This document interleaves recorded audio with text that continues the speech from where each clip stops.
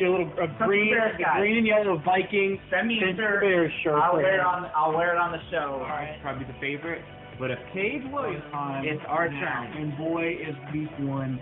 13, Evan Fitch. I'm sorry. No disrespect to any 106 at 1A. But look, we got to go ahead and Is there anyone more clutch who has more hype in their veins than state qualifiers?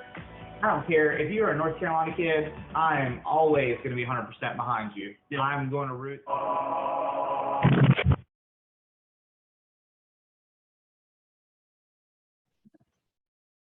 What's up, y'all? Welcome to Carolina Takedown Talk, episode 13. We're back after a little short hiatus. Work schedule's getting away. That's the one downside of having wrestling season in the spring right here. It's a really busy time of work for me. So, but we're back. I'm excited. We get to recap the first 2 weeks of action, and it did not disappoint, guys. We had some awesome duels, awesome individual matchups, and we're ready to recap that. Talk about what we think, maybe how some opinions have changed, and just kind of things that surprised us. So let's get all the way back to week 1, where the biggest result of week 1, Rhett, is the first one I want to talk about. Yeah. RS Central.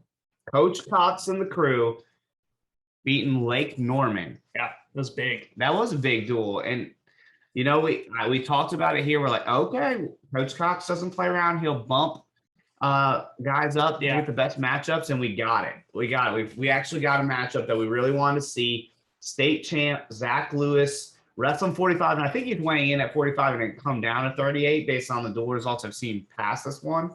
But he wrestled Eli Murray, and he won over Eli like 7-2. Yeah, I think so. So that's a big win for him. First match of the year, kind of kicked that off. But it's big for RS and their program. You know, they were one of the teams that this year they had a tough, they brought on a tough schedule. You know, they're kind of like one of those Robinsville teams where they were ready for anybody that wanted to wrestle. You know, they they went down to Lake Norman. No, or did Lake Norman come to them? They went down there. They went down to Lake Norman, and then the next week 2, I know I'm getting a little bit ahead of myself. We won't talk about results yet, but they wrestle Moorsville. Mm-hmm. And then Newton Conover, right. Yeah. So, sorry. Yeah. Sorry, they haven't wrestled Moorsville. They wrestle Newton Conover, and they wrestle Ford. Yeah. So they go Lake Norman, Ford, Newton Conover in the first 2 weeks. Yeah, it's tough. That's little schedule there, and you know they're not a team with a whole lot of big names. Like everybody knows Zach Lewis, right? Yeah. He's 3-time state placer, state champ. But the rest of their guys are kind of unknown, and they're grinders, man. They're going to be kids that surprise you because Coach Cox develops talent really well. In that he gets his guys ready, and they're always going to be goers, no matter how good. And if I'm not mistaken, Caleb Spears is down there helping out in that room. Oh, really? I didn't know that. Yeah, he's down there helping out in the room. He's coaching. I know he sent me. He was really excited about this Lake Norman one and really pumped up about the new. They should be. Yeah. They should be. They deserve it, man. I've always been impressed with what Coach Cox does with his kids, and not only just wrestling wise, but character wise as well. So Coach Cox is stand up, man. He's class act. So we'll roll it down to Moorsville. Yeah, Moorsville for Mount Pleasant, which the dual score not really surprising because Moorsville is really good this year. They're probably the favorite, maybe at 4A. I know Huff's got a bone to grind or axe to grind with me about that. Whether I'm picking Moorsville over Huff, but which I'm not saying I am. I'm not 100% sure where I'm going at 4A quite yet. I'm waiting to see it shake out a little more. But I don't either. That's the toughest. Yeah, that's the toughest one. That's the toughest one this year. I think there's a clear one, you know, in all the other other 3 classifications. 4A, there's just so many. Like it's loaded, man. Yeah, every other classification, I feel pretty confident. Yeah. At least in the top 2, especially in 3A. Yeah. 3A, I think knows where I'm going there, but I feel a little bit after week 1 and 2, and this is something we were going to talk about. Is I do feel like Huff and Moorsville have kind of maybe separated themselves, and Laney is hard because they're all the way out in the East Coast. We're not going to see them against some of the other teams, and Cardinal Gibbons is in the middle of state, but Union Pines actually beat them. Yeah, Union Pines had a big upset against them. It's kind of hard to separate a little bit, but I kind of feel like Huff and Mooresville kind of maybe in that tier 1 and everybody else is in a tier 2 right now. Yeah, that 1A, 1B kind of deal. Yeah, so we'll see though. It's so early with the data, and then especially because this is all dual based, which we don't have the dual state championships this year. It's only tournament, so it's going to be a little bit of We all know how to feel about that. Yeah, I'm more of a tournament guy because we get those big individual matchups versus duels where you have to do strategy and move guys around. And I'll never question what a coach does for their team because you guys as coaches, and I've been in that role, you know what's best for your team, and you got to do what you got to do to get wins. Me personally, as a media person now and a fan, I like tournaments better because you know, hey, this 120 bracket, we got these 4 guys that you can meet in the quarters. Sometimes that time be a little bit selfish. Yeah, good kids can go the weight that they need to go. Yes, you so know? I like it a little better as a fan perspective. But then, so in that Mount Pleasant Moorsville duel, I think I said on a podcast a couple weeks ago that it's probably my favorite duel this week 1 because we had some of these good individual matchups. So we saw Klutz over Ray Watson. Yeah, Klutz obviously state runner-up last year, won that one comfortably. And then we saw Luke Gooden, who was a 3rd place, 160 at 4A last year. He's back down at 160 over state runner-up at 2A, Dalton Miller.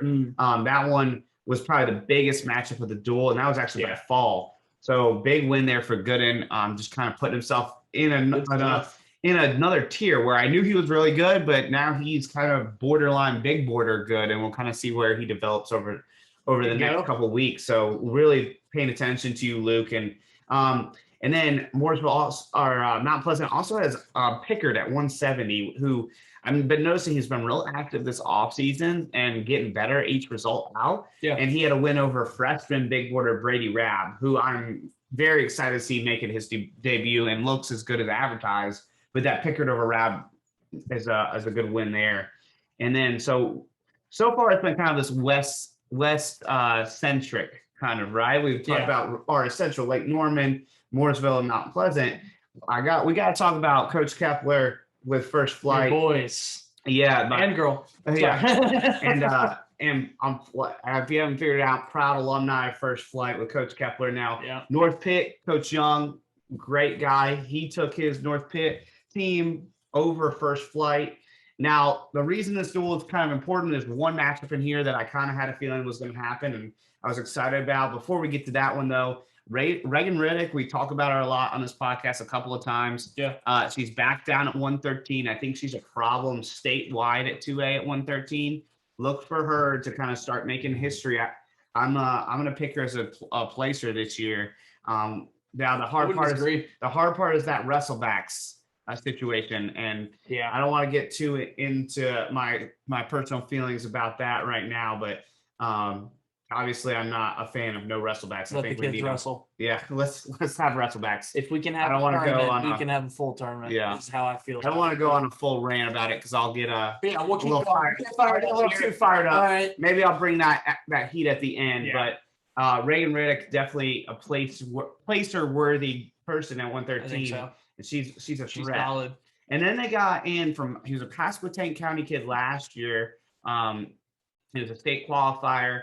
Krasiski, was at 106. Now he's at 120. So I go Riddick 120, Krasiski at 120, or Reagan and Riddick at 113, Krasiski at 120, and then Blake Austin, who was a state qualifier for First Flight last year at 106. At 106. So good little trio right there. And that I was really interested to see kind of how they worked that out with those three. And then the match of the duel that I was kind of looking forward to, I kind of had a feeling was going to happen, was Milos Gargle over Raheem Jones. Now, Raheem Jones from North Pitt was a 5th place person at 182 as a freshman, right? And I even thought last year going to the state tournament, he could kind of give Landon Fuller some fits. Now, I was not going to pick him to beat Landon Fuller by any means. I was not going to even pick it to be really that close, but I was thinking maybe like an 8-3, 9-4 type of match where you saw 4 have to wrestle through positions type of deal. Because obviously placing that high at that high of a weight as a freshman is impressive. But then Jones actually ended up getting injured before the state tournament last year, so he wasn't able to. So Milos, he was a state placer at 160 last year. And Coach Kepler, I know I'm biased in this one, but this dude develops talent really, really well. And now he's had the studs of the Jeremiah Derbies, right? The Alex Monaco's, the Landon Lighthousers, those type of guys.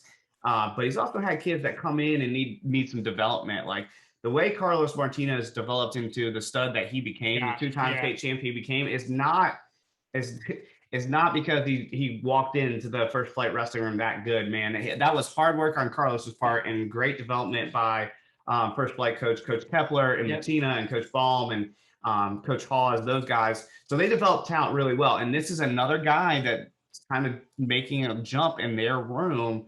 And so Milos going from 6 at 160, jump up 2 weights, 22 pounds here, 24 pounds with the weight allowance this year, and taking out a state placer at that weight. That's big news to me and showing me. And it was a comfortable win too. He won by, I think it was 8-2 maybe. So he's making jumps. He might be someone to watch out that can emerge as a finalist contender opposite Landon Ford, right? That'd be a fun one. All right, and then we got to talk about my boys at Central Cabarrus. Gosh, your boys. Okay, they start off their winning ways. Very excited to watch them kick it off. Marcus Jackson, who's going to probably be 126 in the postseason, right? He bumps all the way up to 138 and beats Roman Laporte of West Cabarrus. West Cabarrus, and he bumps all the way up there. Roman is a freshman big boarder, so that's a great win for Marcus. Once again, we talked about it, man. If you're good, you're good. I don't care what weight you wrestle, 106, 113, 120, 220, whatever. If you're good, you're good. Marcus Jackson proving it, bumping up, looking great in his debut. And we'll talk a little more about him and his team in our week 2 portion in just a second. But and then, man, start us off about this team right here. Robinsville, they want all the smoke. Okay, I know we kind of gave them that a little bit from Southeast Guilford, from the Gauntlet Productions, part whenever they were talking and they came up there and that story you said. Yes, with Max Still. But man, Robinsville is tough. They are loaded. They're coached by Todd Odom. Mm-hmm. One of our favorites. Oh yeah. Great guy. They are loaded from top to bottom, and they invite Southeast Guilford up. Yeah, they go to Southeast Guilford. Dang it. I keep on mixing that up. Hey, it's hard because who's away and home, I guess, anymore. They go down the mountain. They go down to Southeast Guilford, and they get a win. Oh, yeah. They do. And then, so the funny thing is we kind of talked about that a couple weeks ago about, hey, they'll take anybody. Yeah. And Todd Odom got on Facebook, did a little video, said, yes, I want to address that. Yes, we will wrestle anybody, anywhere. And that's why they're one of the premier programs in the state, guys. He calls it the greatest show on earth. Yeah, it is great. The greatest show on earth. I love wrestling them when I was coaching, just because I know they were always going to wrestle hard, and they'll wrestle anybody. They do not care. Yeah. And I love it. So it's awesome. That's why they're one of the premier programs in the state, guys. And they're doing it out in Robinsville, which is a little small town. They built like this great culture there. And respect to that program, and Odom as well, is that he planned that a pretty big start off to the season, knowing that Robinsville's football team's going to be pretty good. Oh, yeah. They made it all the way to, I believe, the semifinals against Murphy. Yes. I believe Murphy went on to win a state championship. Congrats to Murphy football. But they didn't have their full lineup for all this, and they still knock off Southeast. Well, that's the crazy thing. So the Cage Williams era has begun. Yep. And Cage Williams, he's on the train, Cage. He played in their state playoff football game Friday night. And then he turns around, gets on the bus, and rides down Southeast Guilford and wrestles those 2 matches. So he plays in the game Friday night, gets on the bus, drives down there. And not only does he go down there, he collects 2 wins, one of which he wins over their West Forsyth kid. And the West Forsyth kid is ranked on NCMAT, the NCMAT.com. So state-ranked win. And I'll tell you, I got to watch a little bit of it. I didn't get to watch their full duel because Robinsville put on their Facebook, which – more teams should do that, put Facebook Live up and just do the video. But, man, he looked good. He looked real good. Yeah. I'm telling you. He's excited about you, Cage. I'm super excited. This week's no different, too. But so they went up there. Robinsville gets the win over Southeast Guilford. Yep. They turn around, and West Forsyth, who's a team you mentioned, actually. I was kind of strolling through them a couple weeks ago, and I mentioned them, but I didn't really stay on them as much as I should have. And you kind of corrected me like, hey, look at West Forsyth's schedule, man. They were mentioning them wrestling all these good teams.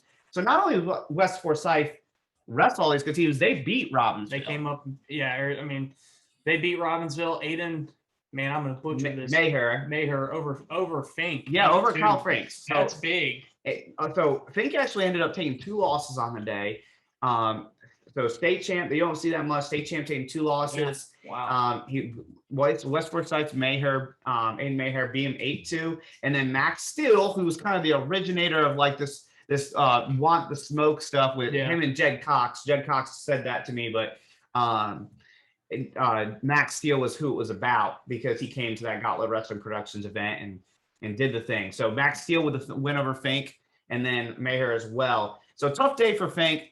He's going to be fine. Yeah. He's in the Robinsville room. That's what I love about Robinsville, though, is that there's so many kids or there's so many coaches and programs that sit here and they try and find, okay, what's going to make us look the best? What's going to get us the best seed at regionals? What's going to get us the best placement? All that stuff.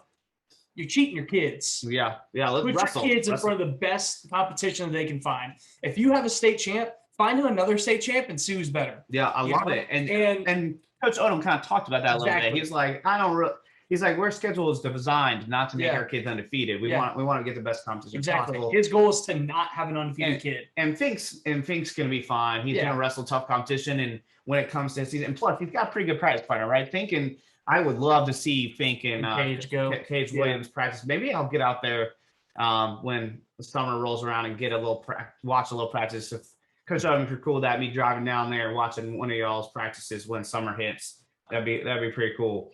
Now, dude, Odom, we love you.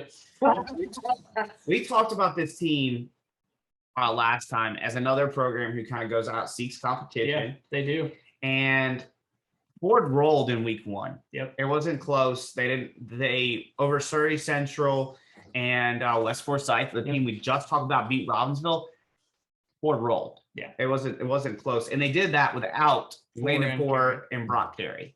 So the favorites. Yeah. Pretty Ford's the favorite. Yeah, Ford is separated themselves, especially in the duel. Now, from the team it's still them and Kata, but Ford is kind of building a little more momentum every week, I feel like. And then back to our dudes at Lake Norman, they beat Jack Britt. And then Jack Britt turns around and beats New Bern. We didn't really get any of the individual matches that I was kind of hoping for in that duel. Yeah. But it's early. It's hard. Some kids are coming off football. Some kids are trying to play football or trying to wrestle and play baseball. Some kids are trying to get that weight down. Some kids are getting weight down. And then there's the whole COVID protocol stuff. Yeah. Like if a kid gets exposed, et cetera, so that's going to play into like sometimes kids are going to be lineups, sometimes they're not. And so hopefully we get some of these matches. And then the last one of week 1, we got to talk about Northwest Guilford over Moorsville. So here I was like 10 minutes ago saying Moorsville's kind of separated themselves into that tier. And here I am forgetting about Northwest Guilford again. This is like the 3rd time I forgot about you guys. And you won't have to remind me again.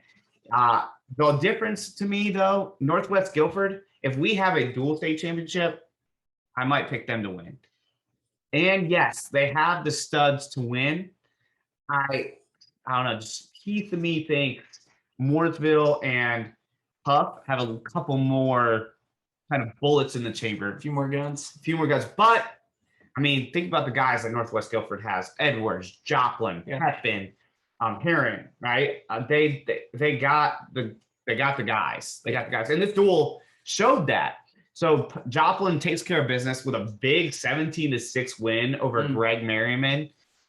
Huge win there. Davis Freeze kind of shows people, again, weight doesn't really matter. If you're good, you're good. He goes up from 113 last year. He's at 138. I think he'll come down to 132 before the postseason. But beat Drew Pepin 4-2, which that's a nice wrestle match for Pepin as well, kind of showing he's in that mix. And then Riley Edwards at 145 over Jonathan Merriman.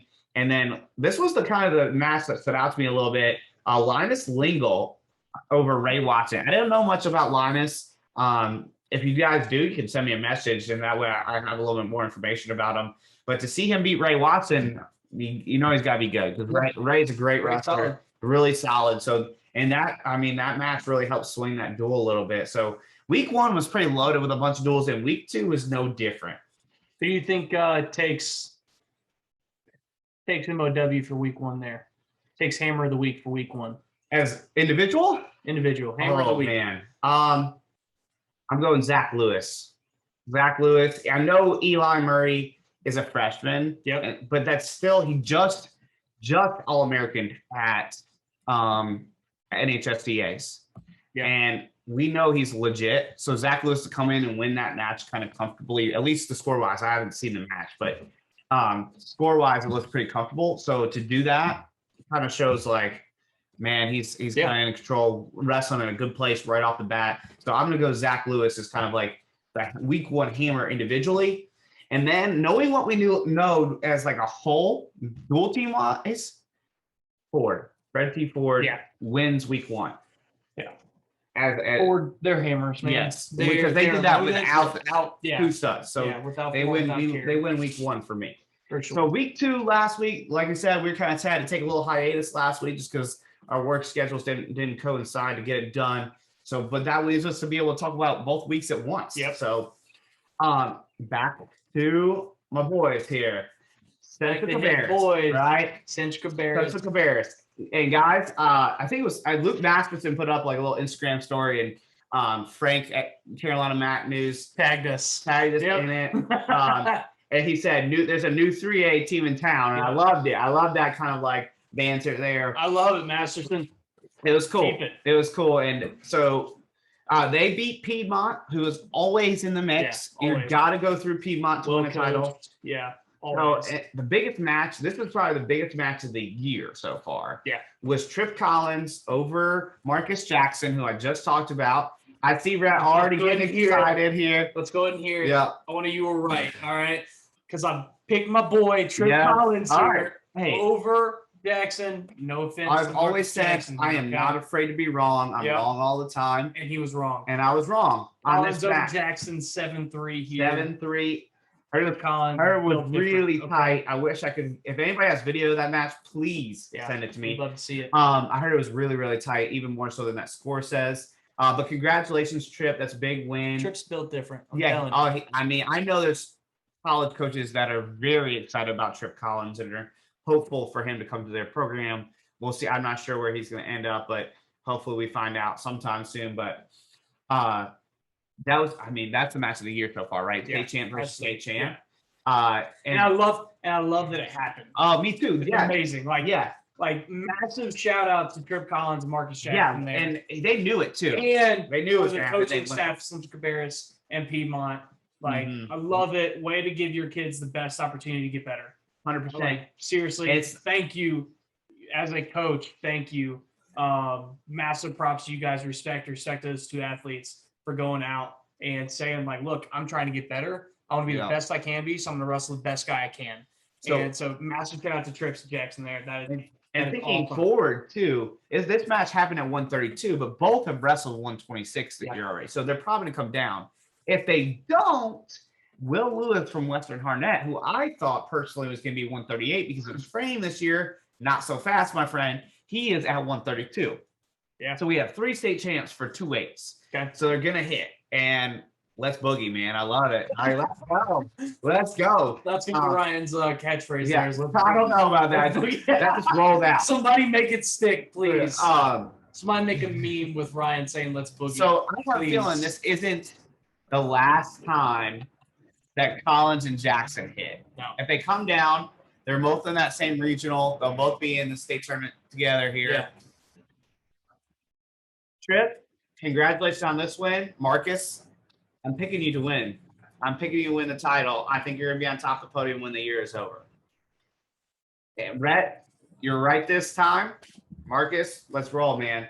We'll be right in the next one. With you, okay? But that wasn't just the only matchup. No, this is the Cobble and Kaiser match was big too, right? And this happened at 126, but again, both the guys kind of wrestled 120. I think both teams were trying to make their lineup kind of maximize, but they hit at 120. Cobble over Kaiser, which Kaiser was a placer at 120 last year. Cobble was the runner-up at 113. So coming up, good win for Cobble. Kind of cements himself is maybe the favorite at 120. We'll see. I was impressed by that win by him over Kaiser. The Baglios both rolled in their matches, didn't really get touched. And then Luke Masterson, who began this duel talking about with a big major over Locklear. So Spencer Cabarrus looking really good. And with that tournament format, even better. So, and then here we go. Promise I won't forget about you forever. For as long as I live now here in Northwest Guilford. I like I said, I forgot about you guys like 3 times in a row. Kind of put you guys in a different tier. But Northwest Guilford goes to Lake Norman and beats Lake Norman, who I know everybody at the first podcast, I kind of talked about them, about how I was really excited about their lineup. Their lineup looks a little different than I thought it was going to look in the beginning of the year.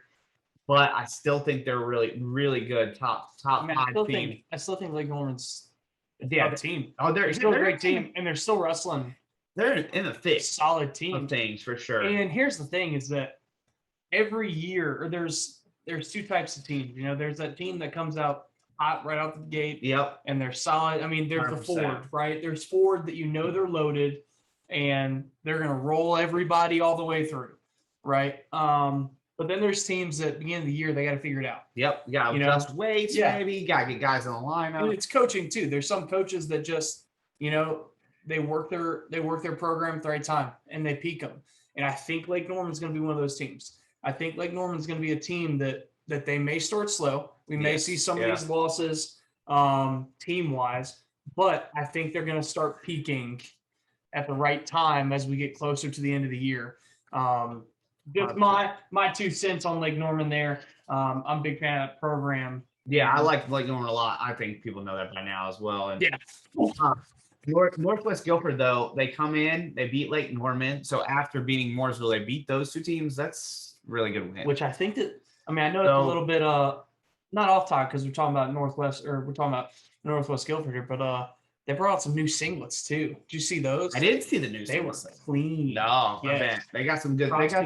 Lake Norman does a great job, like social media and then like all that, and then like I don't know. Yeah, Northwest Guilford brought out the new. Northwest Guilford. If I'm not mistaken, they brought out new singlets that those out. Solid. No, and so Northwest Guilford, I spoke kind of just a little bit ago about Tier 1 with Huff and Moorsville. Yeah, and I can't not put them in there, right? So Tier 1 is Northwest Guilford, Moorsville, Huff. Those three. At Tier 1A. And then everybody else kind of fighting for a second on that. Right. I don't know if I can put Northwest Guilford in there yet. So after those 2 wins, I kind of feel like they deserve to be in that, especially with Joplin's going to be big points. Yes, he is, no doubt. He's going to probably bonus his way through after that Merriman bonus win. So, but they had a couple individual matchups that were good. Marcus Haran, I'm glad you said that because I would have butchered. Yeah, I think it's wrong to be honest, but he's a great heavyweight. He was second last year at 4A over Alex Baker from Lake Norman, excuse me, and Baker's ranked pretty high as well. So that was a good win. And then this one kind of shocked me a little bit. Maybe other people didn't as much, but Eli Pendergrass from Northwest Guilford over Noah Murray. Noah is a big border, freshman big border. So good win for Eli Pendergrass there. And then we talked about him in week 1, RS Central over Newton Conover. So with RS Central beating Lake Norman, turn around, beat and they go ahead and beat Newton Conover, who Newton Conover is always solid. This year they're not kind of in that title contention. Great coaches over there. They are always great, and they have Ryan Walker, state champ, Cole Clark, state runner-up. So they're right there as far as being a top 15-ish team with those kind of points, but still huge win for Coach Cox. He's really just improving his program over and over again. Yeah, I love it. I love it. But when you run into a steamroller like Ford, this is crazy to me. It's tough to do it. So RS Central beats Newton Conover. They beat Lake Norman, right? And this kind of like happened in week 1. Ford rolls over to West Forsyth, and then West Forsyth beats Robinsville. And then Fred T. Ford drops the hammer on RS Central. It's crazy. 73-6. 73 Ford over RS Central. And that's insane because you see a lot of these big scores, with the good teams in the state where they wrestle you know, a program that's building, Yes. a program that hasn't been historic, but And our Central's a good team. and Like that's the difference here is that our Central is good. They're beating big teams. Yeah, already have this year. And the thing about it, sometimes dual scores can kind of get out of hand a little bit when matchups don't happen. Like if all the studs hit all your weakest points, then it can get out of hand. Yeah, but normally ours that keeps it closer. Our Central has like their one huge stud in Zach Lewis, and then the rest of their kids are really, really solid. Yeah. And Ford just kind of like we said, dropped the hammer 73-6. And a big part of that is he's back. Landon Ford is back on the mat, and he did his thing, man. Bonus points. Welcome to Carolina Takedown. And he got big points. Bonus points his way through. Brock Carey also returns. He got a little banged up at NHSCA's, but returned, back on it, looking great in their lineup. And man, I said it just a few minutes ago. Ford won week 1 for me. After that win, they win week 2. They won week 2 again. They might be the best dual team in the state, regardless of classification. It's tough. I would love to see Ford and Avery. Yeah. In the duel. I would love to see that. I'm really looking forward to this. Is a little jump in a little bit. May 27th, Ford, Moorsville, Inca. That is a try, my friends. Down the mountain. That's gonna be a good duel there. I'm excited about that try. I think Ford versus Moorsville is gonna be fun. I'm really excited that Ford's back. Because there's a lot of rumors that Landon wasn't gonna be able to come back till close to the end of the season. Really excited to see him come back and be healthy again. That's so big. Very few people ever get the chance to go for 4, and for him to come back and be able to be healthy, kudos to him for working his butt off. I know, like, I've heard so many things about him working in rehab and going heavy to get back. And he's a big part of that lineup. Then putting him back into that lineup, holy cow. What a lineup. It's ridiculous. And then speaking of lineups, man, West Lincoln is a team that we haven't talked about as much, but they always, Coach Bushrock has them ready to go. And they beat Mount Pleasant, who has a pretty spectacular lineup. The big kind of matches that were in there is Mount Pleasant's big 3, Chase Creighton, Dalton Miller, and Levi Klutz. They did their thing. They got their points. They got their wins. And then their little freshman at 120, David McCreecham, over Chade Norman. That's a really good win to kind of start him off, start his campaign to be a state placer type of guy this year. And then Langston Hoffman from West Lincoln doing what he does. I think he's a silent title contender here at 126. Yeah, I think he's a dark horse for sure. He's a guy that's going to surprise some people at the state tournament, even though they shouldn't. He's been really good for 3 years already. Yeah. And then Lake Norman beats Mount Pleasant. I think we had the match of the week. Yes, for sure. Here. And we also answered a lot of questions, or a massive question that we had. This is interesting to me, though. I know what you're about to say. You're about to say Floyd's at 95, Sakari Morrison at 220. But in week 1, it was flip-flopped. Morrison was at 95 and Floyd at 220. I wonder if that is just whoever matches up better. Maybe. I don't know. I'm not sure where. Maybe who even just wins the wrestle off that week. Yeah, I'm interested to see kind of where it goes. Either way, I think they're fine. I don't think it really makes a whole lot of difference. I think, to me, either guy at 195 is probably the runner-up to Holden Cipher. And remember that we've talked a lot about that weight. That weight is crazy, though. So you have Caleb Tate, who's a state champ. You have a bunch of good guys in that weight. So that weight could kind of fall off the rails pretty quickly. Right. 220, I think either of them that go 220, they win 220. They win it, yeah. They're my favorite at 220. But it was interesting to see that Floyd at 95 when I kind of had picked him to be the 220 state champ. And then you were kind of alluded to it. I kind of cut you off a little bit. Yep. Match of the week. Go ahead. Morrison over Klutz. Rematch of the state finals, 10-9. Oh, yeah. Like another match I want video of. Yeah, that's what I was just about to say. I wish I could have seen that one, because that is 2 absolute hammers going at it.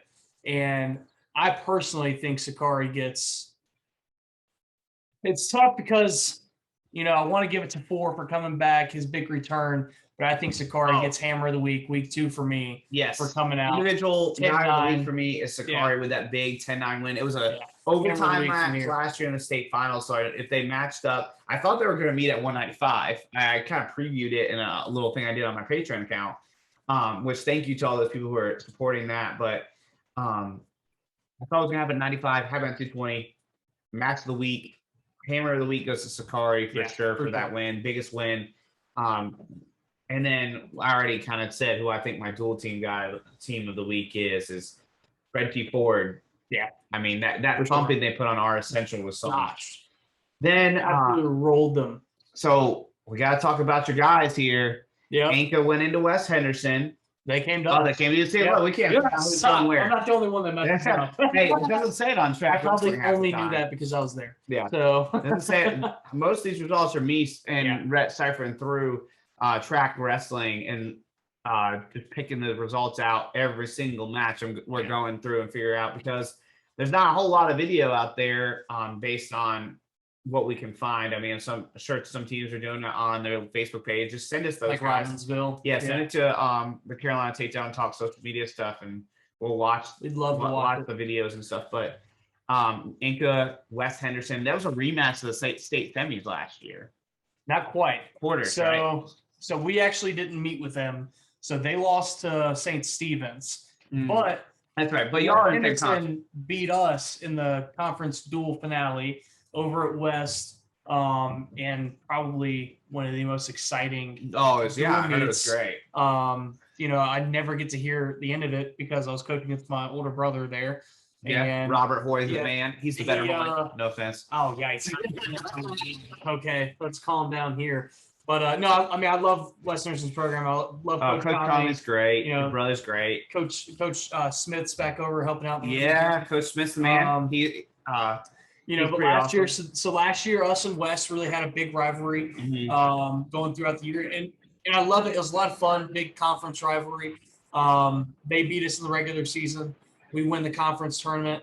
I'm pretty sure we won the regional tournament, and then we all go down to St. Stephen's for the quarters. Yes, that's and right. St. Stephen's beat them, and then you beat St. Stephen's. And then we beat St. Stephen's, and then was it Northern Guilford?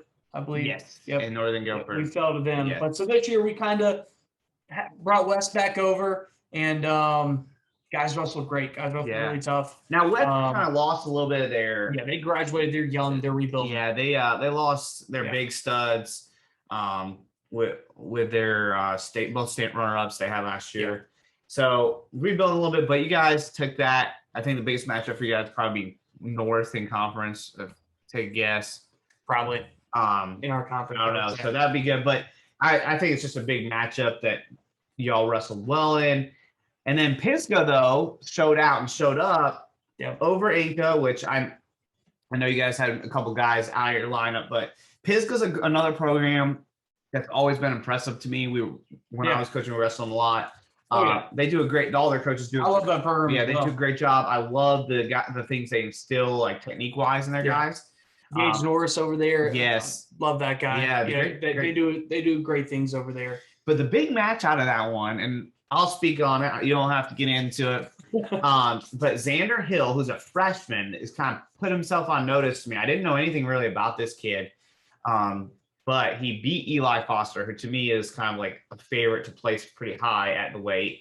I know you think really highly of him. You've told me a bunch about him. And so Xander Hill, freshman, you put yourself on notice for me. I need to know more about you. I've just started looking up your data and kind of seeing where you fall in that big board discussion. So we'll see. Speaking of big board stuff, I dropped the new big boards prior to week 1. So go check those out. They're on Southeast Wrestle. There's quite a few updates, more so in the younger they are, the more updates that keep coming, just because the data starts to pile in, and the older guys already have that data. Yeah, the older guys kind of solidify their spots a little bit. I did something, and I'm looking for a lot of feedback with the girls' big boards, guys. I need some more names. I need some grade levels, because the girls' grade levels are a little harder to find, just because they're more age grouped based, and they're not in the bracket, like in the guys brackets. A lot of times they'll have the grade next to it, and it just isn't the same. Yeah. So what I did is I split all the girls up based off of their class, just like the boys are. So that way, the objective of the big boards is that if a college coach comes to them, they'll see, okay, well, this guy is in the sophomore class. He's kind of ranked at the 3rd place there. So just kind of ciphering through. And then the girls as well, I decided, let's split that up. So when Fairham Wrestling, when they come there, when they're in girls program, if we get these D1 programs jumped off, they can come and look and be like, all right, these are the best girls in this grade level, in this class, graduating class in there. So, and listen, I have seen Division I coaches pull up those big boards and look through them, looking for guys at certain weights, calling and asking about certain weights, and they are talking about these big board guys that I've literally sat in offices and seen them pull it up at exact weights and have that shortcut at the top of their browser. So they go straight to it and they're looking at kids and they see, hey, that one's not committed. He's on that big board. Let's give him a call. Okay. So it's not, and I'm not just saying that because Ryan's here and because we do the podcast together. Yeah. Okay? No, I have seen it in live action, in person. Coaches look at that stuff. You know, I mean, it's a great thing. I love that he's doing it. College coaches, if you guys, aren't using it, you're missing out. But I do want to go back to Ink really fast. I want to give a quick shout out to Grayson Harris. He got his 100th win. Oh, nice. Man, impressive kid. Yeah. Speaking of big boards, he's like right on the cusp. That's another thing I was actually going to bring up. Shout out. Good job, Grayson, getting your 100th win. Is I expanded all the big boards except for the freshman one. I left that at 20. I expanded them all at 25. So there's a few new faces. So if you haven't gone and looked, they're all 25. Might be a big one now. And then the girls one I broke down to the classes, which is like a big change. So Heaven Fitch, obviously the number 1 out of the graduating class out of 2021, and then going down from there, like Reagan Riddick is the number 1 for the class of 2023. Brooke Zach is the 2024 class number 1 as well. So it's broken down. So go check those out. I'm looking for more girls to fill those big boards out. So send me some information. I'm looking for feedback on that. But back to week 2. Really fast with 100 wins with this COVID season. I didn't really think about it until I saw that's gonna really heard about. And earlier in the season we kind of had that discussion with a few of our guys, like, hey, how close are you? Just from like bumping and trying to get different guys matches and things like that.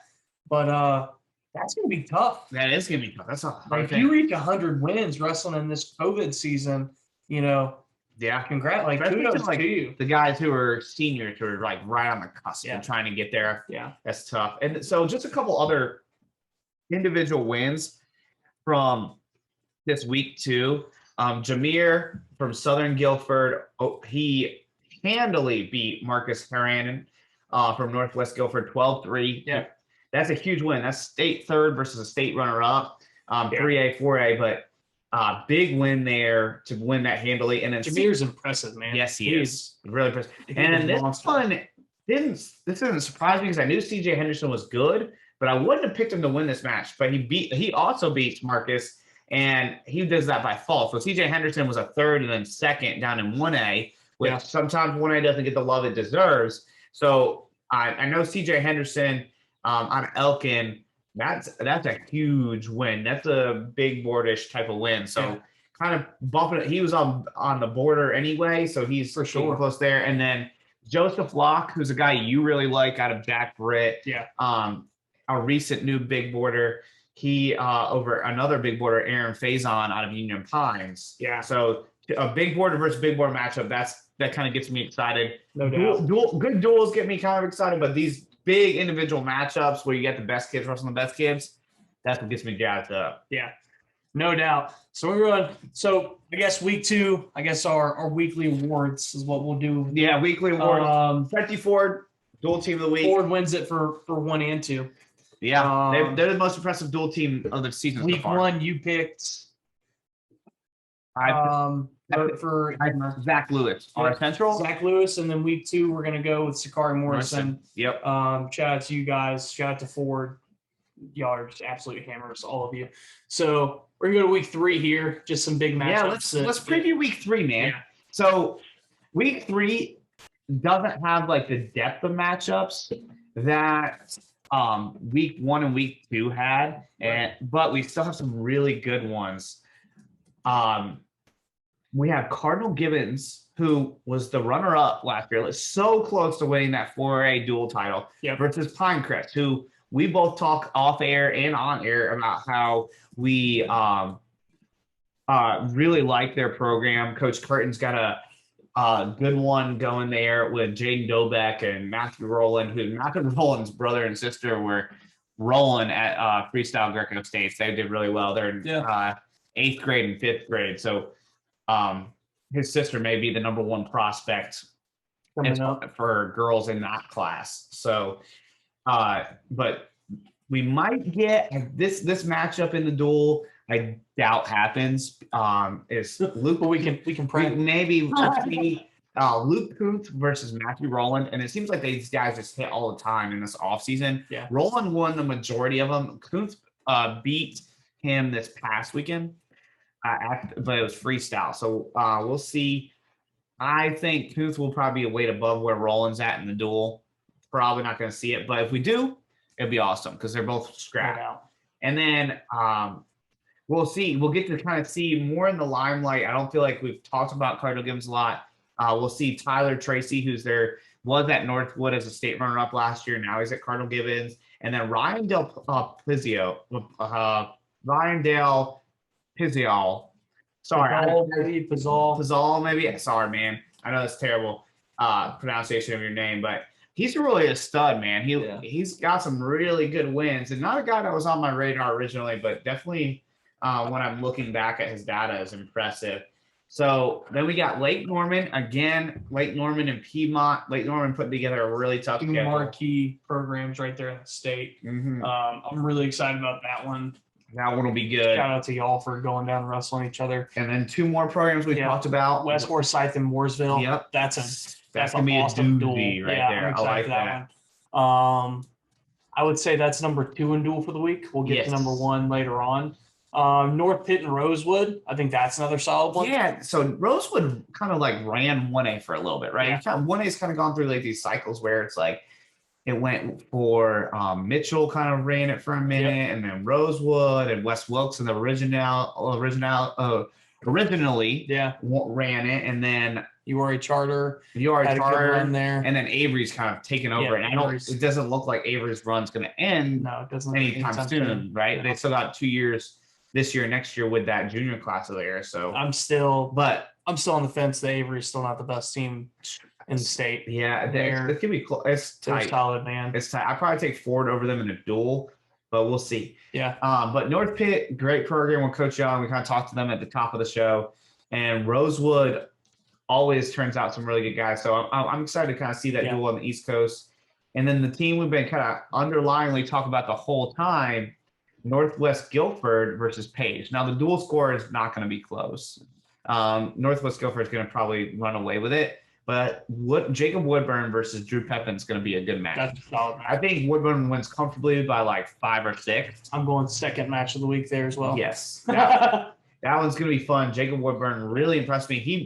He continually is flying up these big boards. He's pretty high now. And then St. Stephen's versus Newton Conover. 2 more historic programs. Yeah. So those are the top duels.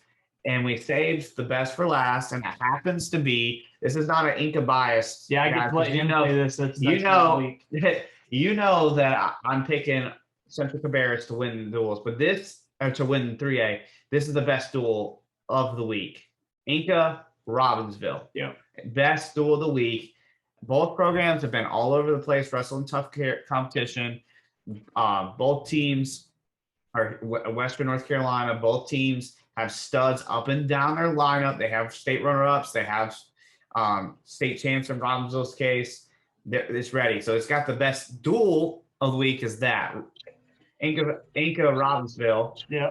And then we got the best match of the week in here with Kyle Fink and Colby Maxwell. Yeah. So anytime you have a state champ versus a state finalist, it's going to probably be the match of the week. Just like we had Sakari Morrison, Levi Klutz, right? We had that one as kind of our tabbed as our match last week. But Colby Maxwell, runner-up, Kyle Fink, state champ, and he was a runner-up as a freshman I know Colby's your boy. We're working with him a lot. So this is going to be a good match. I'm kind of, me personally, leaning towards Colby, picking Colby, just based off of recency. And that might be just me looking into too much Kyle's first kind of weekend of wrestling where he took 2 losses. But Colby's been impressive too, though. He's been looking good. Colby you is continually tell me how good he is. Yeah. So I'm kind of leaning that way, but this match is going to be fun. You know who I'm picking there? Yeah. Going my boy Colby. He's looking great. Wrestling tough. It's going to be who can get to their offense. Yeah, it's going to be a good one. And I'll reserve you from having to be too biased on here, but that's going to be a great match. And then obviously I'm looking forward. The more we get to see Cade Williams, the better, man. I'm telling you, this kid is special. So week 2, and now Rhett, man, we had a lot of data points that kind of went through, right? Yeah. About week 1, week 2, what's going to happen, what's been happening so far.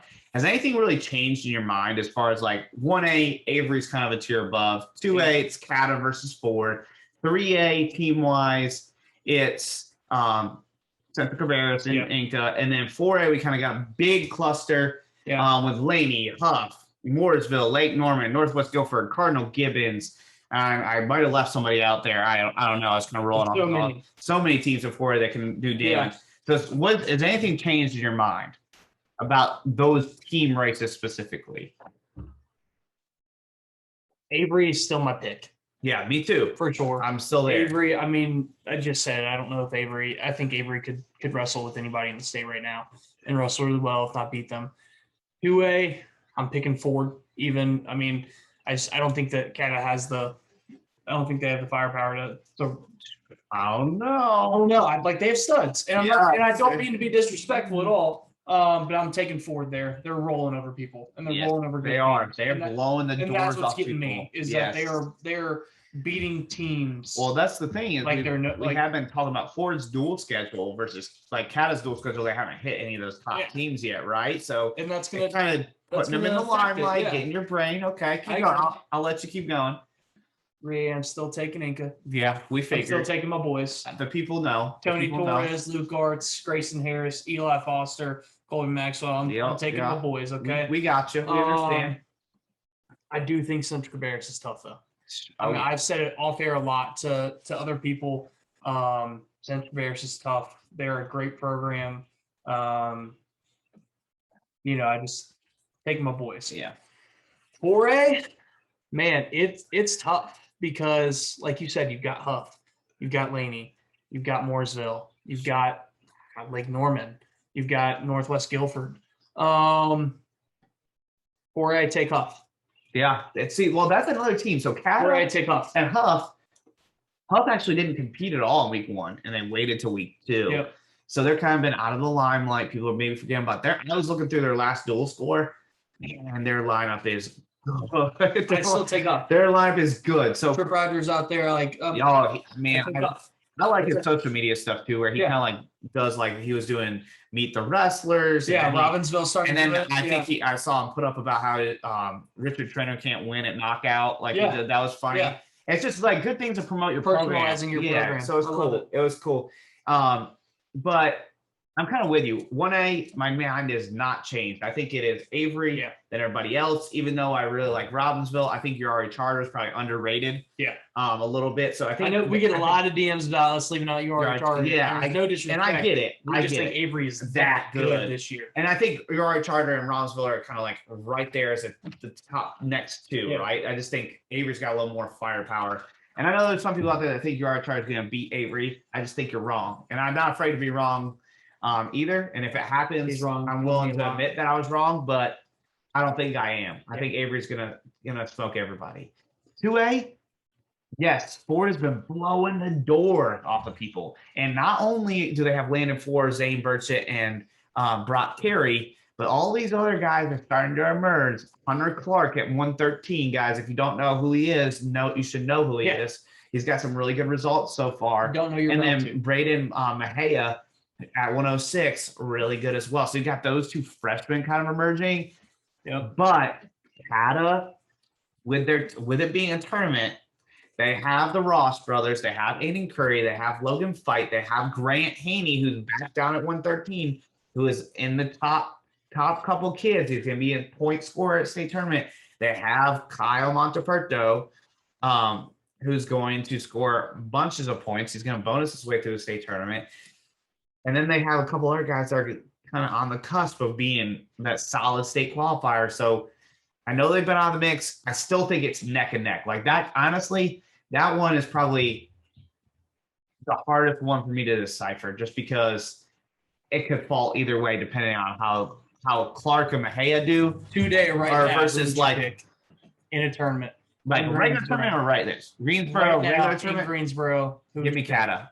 Cata? Yeah, give me Cata, because I feel like they're going to walk away with, they have, to my mind right now, they have 3 champs that are pretty much like locked. The Ross brothers, or excuse me, Curry, Monteperto, and Hunter Ross. And then Brady Ross is my pick. So that's 4 champs. And some of those are going to be big bonus points, and that's going to be hard. That's going to be really hard. And man, I don't know. So I'll take them. I'll take them. 3A, who you got? I think everybody knows. I think everybody knows where I stand. Give me a chance to change. Yeah, no, I'm not changing my mind. I'm all right. He's going green and yellow. Then green and yellow. Marcus Jackson and the crew, and similar. I think they got a lot of studs that are gonna win titles. Yeah. So, and then 4A, my mind's kind of changed a little bit to where all those teams are in the mix. I'm thinking maybe Huff, Moorsville, Northwest Guilford. I kind of mentioned it earlier, kind of like a tier 1, and everybody else is a tier 1B. Maybe the hard part is Laney. Yeah. Laney is the team that I'm like, we haven't seen much of them because they're kind of further out, and the East is a little harder just because you have to travel further to get to all these places. Yeah. So they can't wrestle these duels in this COVID season. Right. And we don't get them at the tournaments like the WRAL and the Holy Angels and whatever other tournaments we can get, right? Yeah. So we don't get those matchups. So they're the one team I'm like, am I just not thinking about them because we haven't seen them match up? They got their studs, we'll see. But I kind of have a feeling that Northwest Guilford, Moorsville, and Huff are kind of above. And originally I was thinking, Moorsville, they're studs, But I was looking last night through Huff's lineup, and good night, they're good. Yeah. They're good, man. Richard Trainer is so good. He's so good. Yeah, and he's ridiculous. And I think he's it's so good. So good. And I think Trainer's the man right now. Yeah, he's looked great. And but their whole lineup is, and we talked about developers of talent. Jeff Collins developing talent.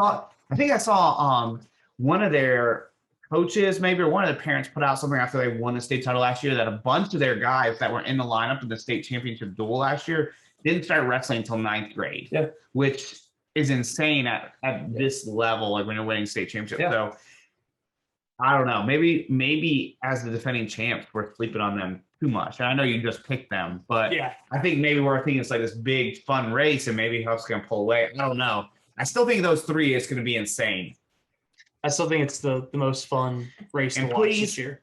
North Carolina High School Athletic Association, do the right thing and let's have wrestlebacks. I don't want to get too fired up and lose my mind on the show, but it's ridiculous. I saw a part somewhere on the forum where they said that their excuse for not having wrestlebacks is they're limiting all sports. So you're telling me that you're limiting football by ending games in the 3rd quarter, that you're stopping basketball games at halftime? That's crap. Yeah, that's just an excuse. Do the right thing. Let's have wrestlebacks. We're already there. Have a full tournament. All these other states have done it and did it in worse conditions of COVID. Like, the numbers are getting better, right?